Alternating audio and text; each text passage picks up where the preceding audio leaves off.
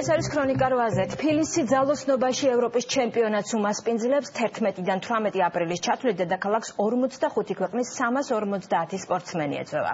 ღონისძიებას პირდაპირ ეთერში ევროსპორტი გააშუქებს, რომელიც მსოფლიოს 54 ქვეყანაში მაუწყებლობს. დღეს სპორტისა და ახალგაზრდობის საქმეთა სამინისტროში პრესკონფერენცია გაიმართა, სადაც მოახლოებულ ევროპის ჩემპიონატის შესახებ ისაუბრეს. 8 დღის განმავლობაში უწყვეტლივ ყოველ დღე 4 საათი დღეში ევროსპორტზე გადაიცემა პირდაპირ ეთერში აღნიშნული ჩემპიონატი და ძალიან მნიშვნელოვანია ჩვენ ჩავატარეთ ეს ჩემპიონატი როგორც ჩვევია მაღალ დონეზე. ფაქტიურად ყველა მიმართულებით მოგვარებულია საკითხები, ტელევიზია, ინვენტარიზაცია, საორგანიზაციო ევროპის ჩემპიონატი. დარჩა ბიუჯეტი, ხლად მზადყოფნაში ვართ, რომ უმასპინძლოს ევროპის ჩემპიონატს უმაღლეს დონეზე.